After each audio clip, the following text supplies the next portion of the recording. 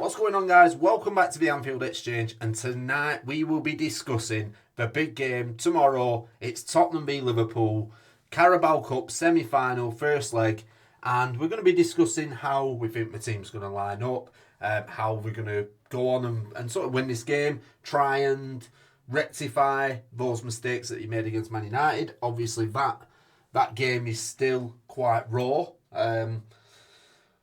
But I think this is a good opportunity, and Tottenham are a good team for us to come up against so soon, because I think any confidence, and I don't believe the team will have lost confidence, I don't believe Slot would have lost confidence, but if there is a slight doubt that they are lacking in a little bit of confidence after that game, I think this is a type of game where you can go out, where you can have fun, play with smiles on your faces, put a few goals away, get a good result, and I think it's perfect. It's a perfect follow-up game before going on to play Forest in the league. Obviously, we've got that Accrington Stanley game at the weekend, which I think a lot of the first-team players are going to probably get that weekend off, which is good for the Forest game coming up. But yeah, into the Tottenham game. Now, look, I was looking at Tottenham's lineup. I was looking for Tottenham's players that are going to be missing for that game. Obviously, the goalkeepers are missing. Vicario and Fraser Forster's injured. Adogi, Ben Davis, Christian Romero, Mickey van der Ven, Richarlison, Mikey Moore, Fraser Forster, Wilson Odobert, Radu Dragusin is out as well, and James Maddison and Pape Sarr are suspended as well. So I think the team we're going to put out probably won't be as good as the team we put out when we beat them in the league 6-3, which is another good thing for Liverpool. I think you've got the opportunity to rest players. Me personally, I don't think I'm going to. I would love to be able to say to Arnie Slot, put the team out that you put out against Man United, put that same team out and let them go and rectify the mistakes. Let them go out there and show that they are willing to fight for this club and deal with the pressures that are, obviously there's question marks in the media every day now. Just let them go out there and prove that they can handle the pressure of it, and I think it would be a perfect game for that. But personally, I would make some changes. From a press conference, it sounds like Szoboszlai may still be missing, and Trent is the big one, really. I think this game is set up for Trent.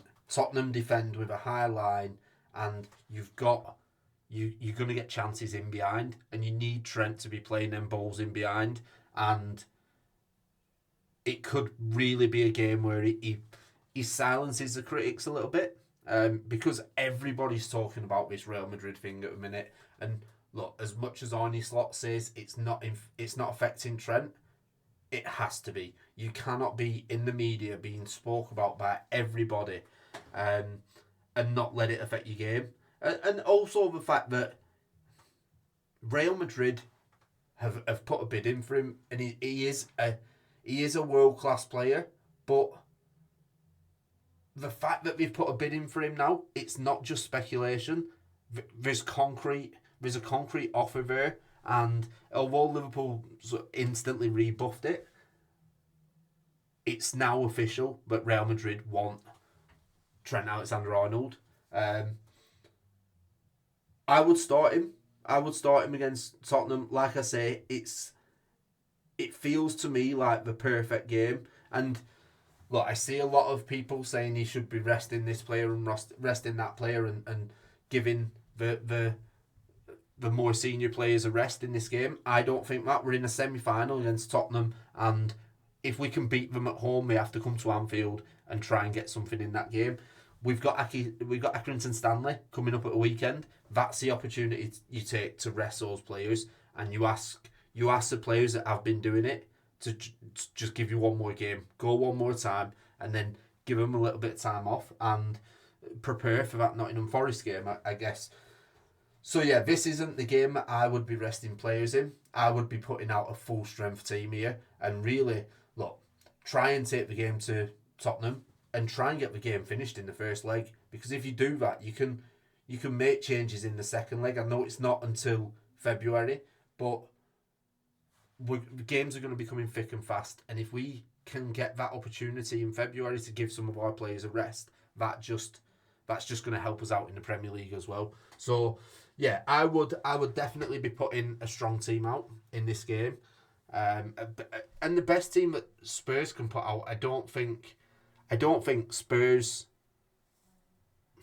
are going to be able to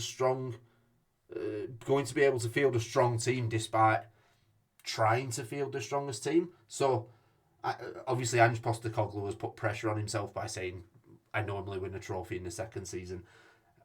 The way this is looking now, I think this is not going to be the trophy, and I can't see any way that Tottenham go through over the two legs. Now, I don't like saying that because I didn't see any way that Man United could get anything out of the game at the weekend, and they did. So I think we have to guard against complacency and just be professional. Go out, do a professional job, and just get the job done. And then look at the weekend and give these players a rest if they go out and earn it. In terms of my starting 11, I'm going very, very strong. I know Alisson's not been fantastic since coming back from injury, but I'm going for Alisson in this game. He's look, on his day, he is the best goalkeeper we've got in the club. So there's no doubt about that. I'm going Alisson. I'm going Trent at right back. I'm going Robertson left back. Van Dijk. And depending on how Konate is, I'd like to see Konate start, but he's just come back from injury himself, and he looked knackered at the end of that Man United game. So if Konate can go, I'm playing Konate, but if not, it's going to have to be Kwanzaa that comes in. In that holding midfield, the double pivot, again, I'm going Gravenberch, I'm going McAllister, and those guys can get a rest at the weekend, where I would probably bring Endo in and maybe give Curtis Jones that position next to Endo. It doesn't look like Szoboszlai is going to be playing, so Curtis Jones is going to be playing in behind the striker, I would imagine, which, look, as long as he performs better than he did against Man United, that's all that matters, because he was shocking against Man United.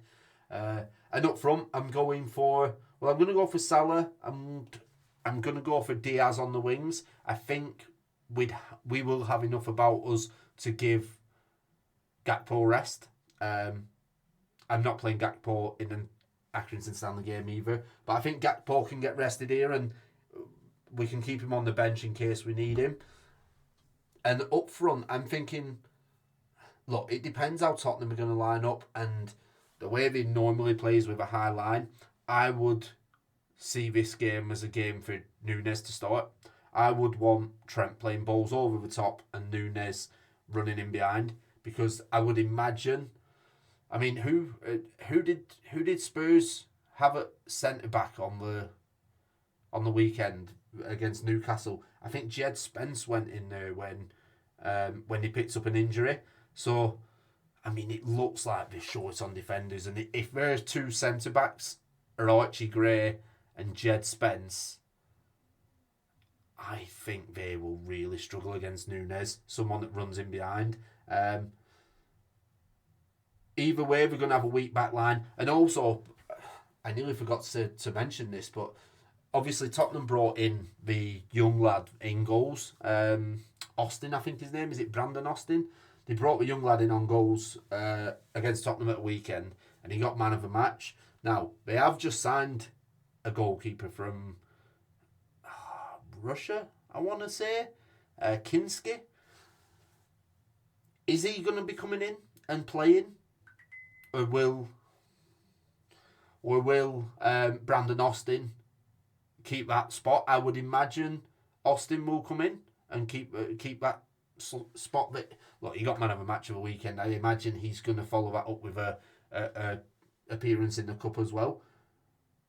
I would test that goalkeeper. You've got to get shots on goal, because as well as he played against Newcastle, it was his first game. Adrenaline can take over, and now that he's had time to settle and think about things, you've just got to test him in goals. And I think with the defence that they're able to put out, I think we're going to get so many opportunities. And look, as bad as the Man United game was at the weekend, I'm not a big believer in XG, but we had an XG of 2.3 and we had 19 attempts at goal. For as poor we were, that is still a lot of chances to score. And I think we could be in for another big result. Now, I'm going to go slightly cautious with my score prediction. I don't want to predict a big score and end up looking silly. I think Liverpool win this game 2-1. I don't think it'll be as open as the league game. I think Tottenham will have learnt some of their lessons from that game. And I think you might see a bit of tentative nature from Liverpool as well after that draw against Man United. So we'll just have to wait and see how that's affecting the confidence. But yeah, I'm going to go for 2-1 to Liverpool. I'm not going to predict a goal scorer, but I do think we will win the game. I would love to be able to go out and sort of settle this game in the first leg, but I don't think that's going to happen. I think Tottenham will be up for it, but I think if we perform like we have been doing prior to the Man United game, I think Tottenham won't stand a chance. Let me know in the comments what you think the score will be. Let me know who you think will score, and yeah, who do you think will score goals as well, and I'll see you on the next one.